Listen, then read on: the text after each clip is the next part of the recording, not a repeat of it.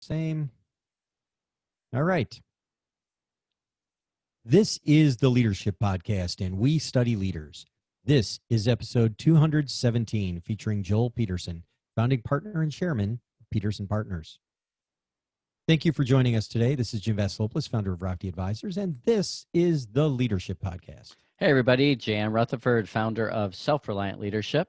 Thanks for making us a part of your day as we study leaders. And thank you for spending time with us studying those leaders. We hope you share this with a friend, and we'd love to have you interact with us on our social media channels. And you can find all our links and sign up for our newsletter by visiting our site at theleadershippodcast.com. And today we have a very special guest, Joel Peterson. Joel has been on the faculty at the Graduate School of Business at Stanford University since 1992, teaching courses in real estate investment, entrepreneurship, and leadership.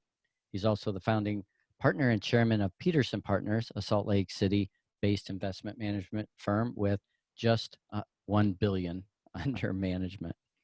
Joel served as chairman of the board of overseers at the Hoover Institution at Stanford from 2016 to 2019, and also served as chairman of the board for several prominent organizations. And prior to Stanford and founding Peterson Partners, Joel was CEO of Trammell Crow Company, then the world's largest private commercial real estate development firm.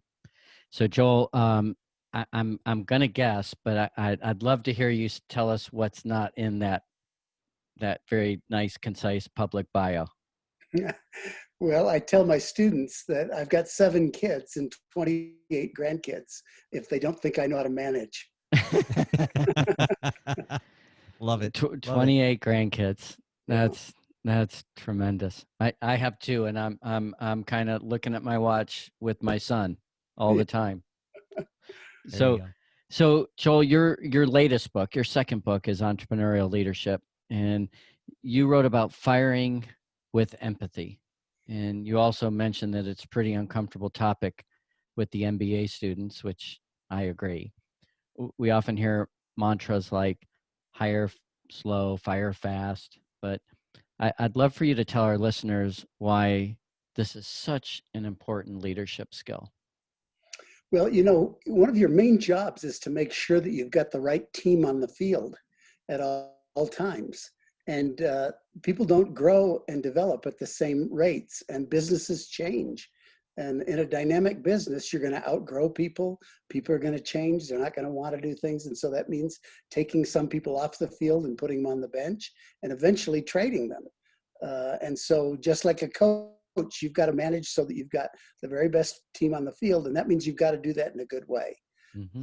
If you just get rid of people, you're going to actually create ill will among the people that are still on the team. And you actually want to build an alumni association. These are human beings. You want to have a great set of relationships with them. Just because they're no longer the right person for your organization doesn't mean they're not still great people. So I think showing them respect, doing it clearly, being generous and thoughtful about it is really important. It's one of the more important things you do. Right. And why do you think it is that, MBA students think it's such a tough topic, and even executives, when you do issue resolution process, oftentimes, they know the decision they're delaying is to have a difficult conversation. Why do you think that's so hard for us humans? Well, they're called difficult conversations for a reason. Right. They are difficult. I think the only people that enjoy them are sadists. But I think at some point you really realize you're caring about this other person. You want the best for them. And so you're solving for a mutually attractive endpoint. And if somebody's in a role that is not good for them or the company, that's not really right for them either. And so you're really trying to coach people into a great spot. And to me, that makes it a little less difficult. I find that students always can talk about it at a high level, using the kind of things like hire slowly, fire fast, these kinds of maxims. But when it gets down to actually holding the conversation with another flesh and blood human being, that is nervous making. People have a hard time with that. So actually in class, we practice it. And I have students fire me, I fire them. We get so that we're more and more comfortable with it. In the book, you talk about a really difficult conversation you had as a board member where you had to let a CEO go and that relationship stayed strained. I mean, I wonder if you could share a little bit of what you learned from that experience. Yeah, so this is about David Neeleman, who was the founder of JetBlue. Fantastic entrepreneur in history, and I'm including Richard Branson and Herb Kelleher. Mm-hmm. David is phenomenal, and he's a wonderful human being. But that doesn't mean he needs to be the CEO forever. And the board actually came to a position and a point of view that it was time to make a change. I happened to be the lead director at that point in time, so I drew the black bean and got to announce it to David, which wasn't a happy, pleasant thing. I could tell he was deeply offended. One of the things he said was, "I think you're making a huge mistake. Nobody will support this." So we actually devoted the rest of the board meeting to interviewing his direct reports. We basically just canceled the rest of the board meeting, and out of respect for David, we interviewed them. And at the end of the day, we said, no, this is the right decision. I invited him to stay on as chairman because he is so phenomenal. But after a year or so, it didn't work for him. It didn't work for the new CEO. And so I had to let him go a second time. So, not easy, not fun. And I really felt like I'd lost my relationship with David forever. Yeah. And that's a shame, and that happens in business. But, I think as Jan and I know from our experiences, often those things they're difficult, but they're often the best and the only way to move forward. So, yeah. It's, and I think, people always have like these misconceptions of like what really happens in the workplace. Like, we sometimes look at that, like the way you might turn in your resignation is with this fiery storm of like, blazing hot comments, and you'll rue the day. But that's not the way it really happens in the real world. And I think one of those foolish areas where we kind of get confused and think like this must be the way it is sales. Because we have so many bad kind of like sales experiences as individuals, as consumers, that maybe in the business to business world or complicated selling, we're not aware of how it really happens. You devoted a lot of that energy into your latest book on sales. What is it that is so important for entrepreneurs to learn about sales? And how is sales changing over time in your perspective? Well, I think the first thing is to realize how vital sales is and how important it is to have the ability to sell. I mean, we're all selling. I think it was Robert Louis Stevenson that wrote, "Everybody sells something for a living." Mm-hmm. And there's no business that survives without a revenue line. And so really getting good at it. Now, none of us likes to be sold something. We like to buy something. Mm-hmm. So we're not opposed to buying things. We just don't like to be sold things. And so once you realize that, what you're really doing is becoming a phenomenal listener. You're solving problems. And once you realize that you're dealing with another human being that has a set of issues, a set of problems they're trying to solve, and you have a solution for them, and you're trying to craft that solution in a way that what you're selling them has more value than it's costing them, that becomes a fun equation to sort out. It's not daunting. It's not something that you should avoid. It's a fantastic thing. And so I think learning to love sales is a really great thing. I was a CFO for 10 years, and people think, well, CFOs, that's as far away from sales as you can get. I found that what I did was sell. Mm-hmm. There were internal sales, there was raising capital, but mostly what I was doing was persuading other people to do things. And that's really what sales is about. Yeah. Well, you're speaking my language, and Jan's, grinning ear to ear because, the sales training we've done together, it's like he knows that that's my language, supporting the buying process, everything. And what occurs to me is you have talked about, let's say, the first two topics we've talked about, which is finding these mutually beneficial outcomes. Whether it's in, someone departing the organization, or whether it's in trying to help someone find a solution to one of their problems, it really gets down to these relationships and to, how it is that we look at other people and the relationships we build and have with them. Tell us a little bit about your personal philosophy on relationships and how important they are to any leader. Well, I think they're vital. As you would expect, I actually think that trust is the most powerful currency you have. And in order to have trust with another human being, they have to feel that you're their fiduciary, that you'll do what's in their interest. You're not just looking out for yourself, you're not using them, but you really care about them. And I always say that the most important thing that you can have with people is this notion of love, that you really care about them, you love them. I have an interesting story that I tell about Trammell Crow, who I went to, I listened to him speak at Harvard Business School, and I remember somebody saying, so what accounts for your success, Mr. Crow? And he had this bald head, and he bent over and he scratched his head for, it felt like a minute.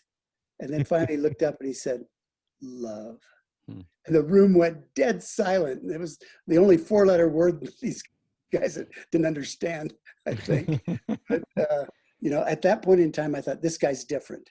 I want to work for him. I'd found a mentor. Yeah. Well, it's interesting because I was in conversation with someone the other day, and we talked about managing business, and of course, at the beginning of the pandemic, we talked about how it was really an exercise in cash flow management for a lot of companies in the very beginning, just to make sure you're preserving capital, that you can stay liquid enough to get by.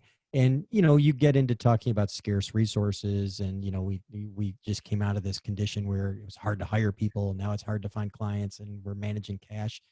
But I found that the one resource that is never exhausted and can grow without bound is love. Yeah.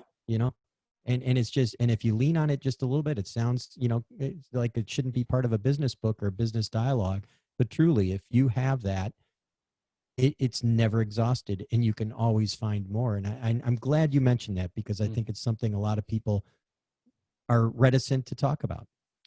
Yeah, it doesn't cost anything to show respect for other people, to care about their best interests. You almost have infinite resources to do that kind of thing. And I called a former CEO that I know is struggling at this point in time, and I just told her, I want you to know I'm thinking about you every day. I know you're really struggling with a bunch of stuff, and I'm on your team. Let me know if I can ever help. And she got choked up. I mean, it really mattered to her because these are lonely, scary times for a lot of people, and they'll always remember how they felt during this time. And it doesn't cost much at all to just let people know you're there with them. And sometimes you have contacts, sometimes you have ideas, sometimes you can remove obstacles, and sometimes just lending a listening ear. Yeah. The team I just spent time with out in the mountains on an expedition, the thing that made them so special is that they love each other. That these guys absolutely love each other. They would do anything for each other and their families. Yeah. And it's remarkable because it creates a sense of duty and accountability that's rare these days. Joel, Jim and I both coach a lot of people that aren't yet CEOs, and oftentimes they'll express a desire and a frustration to drive change in their organization. And I'm wondering what advice you have for people that are leading from the middle when it comes to change. Yeah. So it can be frustrating and challenging if the person that's in line ahead of you doesn't want to go in the same direction you want to go. Typically, you're not going to be able to, make that happen. So I think you have to get comfortable with that. I think you have to also realize that people don't love change. People don't naturally change. They like their rabbit tracks. People, if they are moving towards something, however, are much better than if they're moving away from something.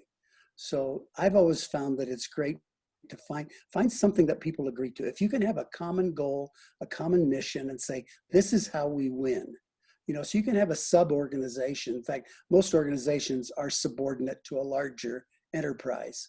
If you can figure out what is winning, I think it's the most powerful question you can ask. What does winning look like? And define it in ways that people say, I own that. I understand the line of sight from my job to that end point. That is really powerful. You never have to motivate people once they own the end point. And Joel, what if they're owned by private equity, and as far as everybody's concerned, winning only is about a financial number. It's not something that people necessarily, dig their teeth into. How would you recommend people reconcile that and motivate people beyond just a number that may or may not mean anything for their own personal wealth? Yeah, well, I don't think people typically are motivated by that, by somebody else's number. Right. To me, that's a measurement. You say, okay, we've got to do this. But I think it's actually more powerful to have 3 or 4 things that you're really working for. I like to say, what 5 words would you like your brand to represent? And most of the time when people, real flesh and blood people get together, it's not, I'd like our brand to represent really high profits. That's not one of the things they say. So if you really think about it, if I think of the ones at JetBlue, they had to do with safety, with passion, with fun, with teamwork, things like that. So I think one of the buckets can be delivering an adequate return for our private equity investors. That can be a win, Right. and that can be an important one. But I think if there aren't those other ones kind of supporting it, it's pretty hard to make it happen. Yeah.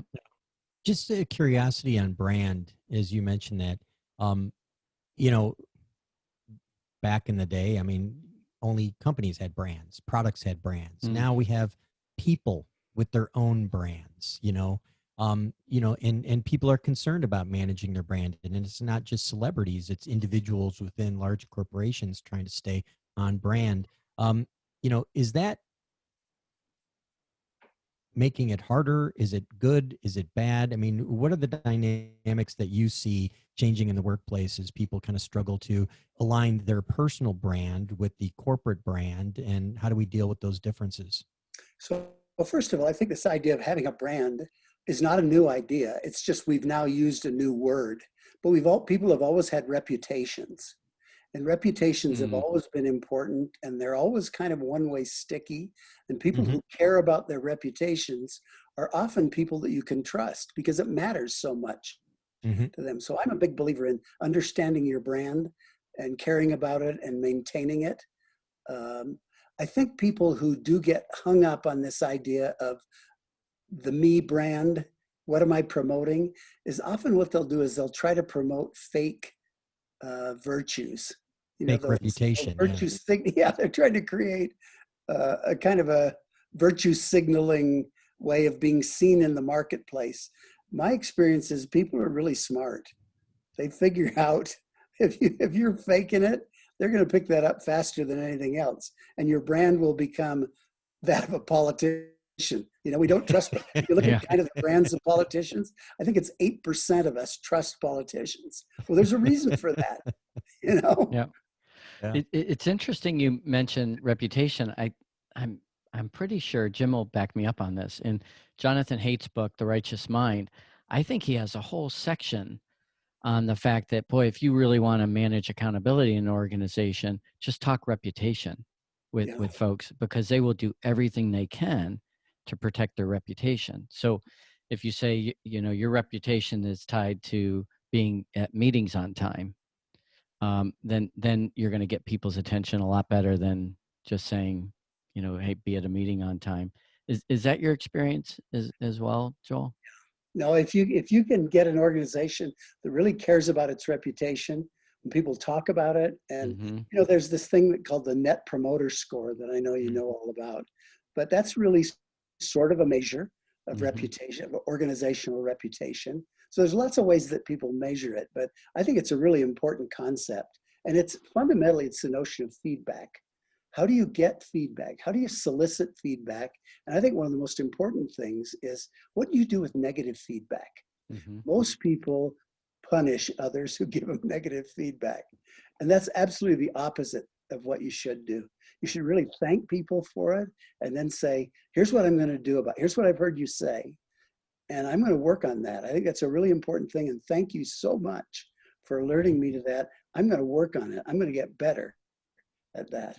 And then you really have this feedback loop that's going that allows you to improve your brand and reputation and make it real. Yeah. Well, that's fantastic. And one of the things we touched on earlier and just really touched on with your last set of answers is, it gets back to trust. Why do people trust you? and, what engenders trust and how do we manage that. And, 4 years ago, you wrote The 10 Laws of Trust. Um, you know, and I imagine that with something as important and as age old as trust, the 10 laws haven't changed. Would you make any amendments or clarifications based on like where we are today, or tell us a little bit more about your philosophy on trust? Well, I think if anything, trust has become a more precious commodity Mm. because so many people have violated it. And I think more and more people have understood, wow, this is a really powerful notion. It's at once powerful and fragile. It's important to really understand it. When I first got into thinking about it, I thought it was this kind of fuzzy feel good. If I liked you, then I said, well, I trust you. And it was this vague thing. And then what happened to me was I was betrayed a time or two. And I said, wow, I don't really understand trust very well. And so I tried to break it down and kind of factor analyze it. And why do some organizations have high trust? And why are others low trust and political and backstabbing? And I tried to break it down that way. It's interesting. I wrote the book the first time for American Management Association, AMA, and it was bought by HarperCollins. And they said, gosh, of all the titles we bought, we really like this one and we think we'd like to republish it. But in order to do that, we've got to have 30% more material, which means, what are the questions that people ask you when you talk about this? And I said, well, there are two. The first one is, what happens when you're betrayed? If you don't trust, you'll never be betrayed. Now, how do you deal with betrayal? Can you ever trust again? How do you overcome it? So I put a new section in on betrayal. And the other one was, how do I know? If I'm in an organization, how do I know what the level of trust is of my team? Is there some way to measure that? Or will I be just cut off as the leader and never really understand it? So we put in a diagnostic tool. So the idea was really to try to break down this notion and give people tools that they could look at it thoughtfully and understand trust more profoundly and do something about it. Yeah. In kind of a binary way, there's often a chicken and the egg kind of situation that people present to us. And, I wouldn't say people fall into two camps, but let's just simplify the discussion right now. Some people, you have to earn their trust. It takes a lot for them to open up and trust someone. And then there might be another alternate camp that says, I'm going to trust you until you give me a reason not to trust you. So, and I realize it's a spectrum, but let's just throw it into these binary camps. Do you think either one of those camps has more success than the other? Is there a better, let's say, place to bias yourself? Is I'm going to trust you until you give me a reason not to, or I'm not going to trust anyone until they come through several filters? Yeah, so I recognize what you said. People have a tendency to either be really wary and to double rivet everything and not trust anybody, or they tend to just jump into full bore trust. That's a tendency. Neither of those is smart. I actually think that this way to build trust is to trust people one event, one promise at a time, and to start out with small promises. I mean, the reason we trust people is because they do what they say they were going to do. And if people do that over and over with bigger and bigger assignments, they deepen that well of trust until it becomes unbreakable. And so to me, the really smart way to do it is to go in and say, look, I trust you, but I trust you in small doses and small things. Here's an assignment. And I expect it'll be done, and you expect it'll be done. As it's done, then we go to the next one. And I think the other thing you have to recognize in those is people are going to fumble the ball from time to time. And if they do, the important thing is to fix it right away. It might be they misunderstood. It might be that you gave bad instructions. It might be that there was an intervening event that kept them from doing it. But you have to process it. You have to understand it, or you'll go off saying, I don't think I can trust that person. And it kind of ruins stuff. So I think keeping the trust dialogue open at all times is a really important discipline. And Joel, you mentioned betrayal. Oftentimes, we're working with people for a long period of time, and there's people that are difficult and people we might not like, versus others. What role does forgiveness play when it comes to having been betrayed and you have to continue to work with someone? So I think forgiveness plays a huge role in your own life. I think it's hard to move on in your own life without forgiving. It's like Cortez burning the ships at Veracruz. Mm-hmm. So people couldn't get back on the ship. Yeah. And in some ways, that's what you have to do with a betrayal. Mm. You have to burn the ship. So move on. You want to be living in the future, not in the past. Yep. So I think it's really important for the betrayed. If somebody betrays you, then I think you may be able to process it. It was a betrayal that is one of the things that relates to misunderstanding or intervening variable or whatever. You can process those. Often you can fix those. If it was that somebody actually had a different set of values, my experience is get out of business with them. There's no reason to have them in your life. And so I actually think you just move on. Get that behind you. Well, with that, you devote a good part of the first part of your book talking about one's core values and rewriting your own operating system, the Socrates, know thyself. And I'm wondering how often you think we and executives and junior executives should be taking a step back to ensure personal brand and personal life are on the right track with regard to all the other business objectives, because you wrote about that so eloquently, and there was a nod to Clayton Christensen as well of how will you measure your life. Yep. Well, I mean, to me, the life that isn't examined is not a very deep or profound life, not a very satisfying life. And so I think you ought to always be absorbing feedback. I think that for me, the huge revelation was that you can actually rewrite your operating system. You can overwrite what you inherited. We all inherited tendencies, and a lot of people fall back on them and say, well, that's just how I am. Mm-hmm. And I think that's a cop-out. I think, so I got feedback fairly early on, and then again later on in my career, and I really realized these were my own stumbling blocks that were ones I was creating. I tell the story in the book about Bob Waterman, who is the author of In Search of Excellence, being my coach when I was first a CEO. And he sat in on a board meeting, and I fished for compliments. I thought he was going to say, man, you are something. And he said, you talk too much. I said, well, I mean, besides that, what did you think?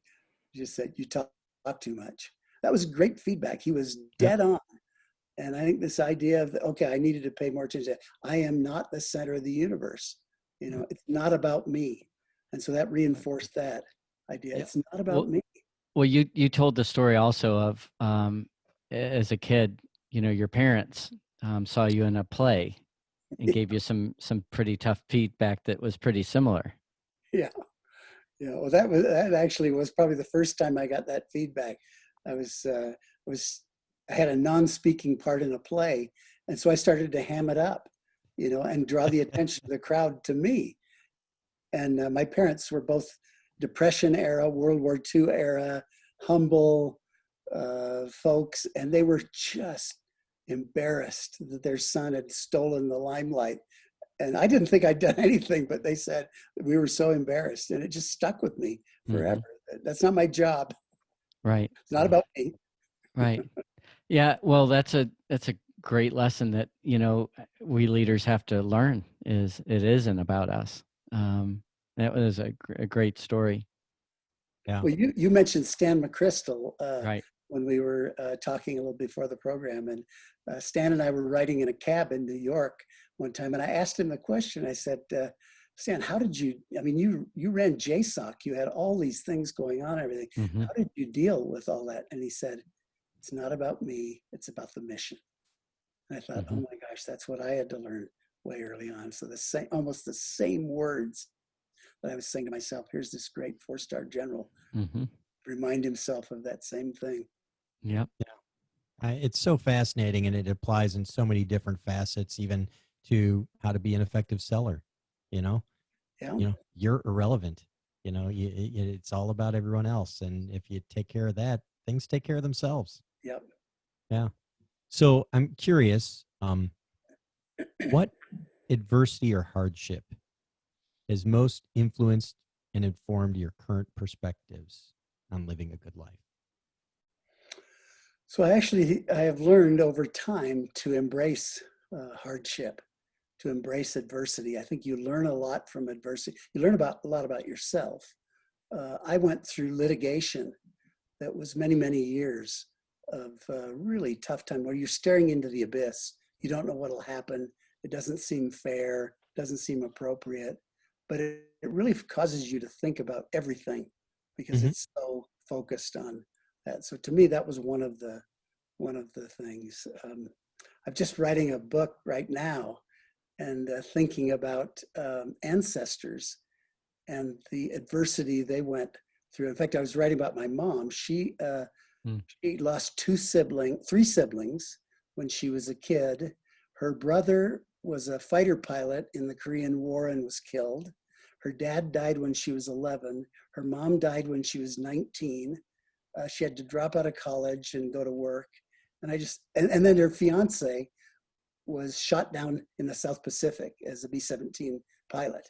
And so I thought, wow, how do you deal with that? But I will tell you that watching her throughout my life sort of overcome and deal with that kind of thing, it made me just say, there's no adversity that I can't take.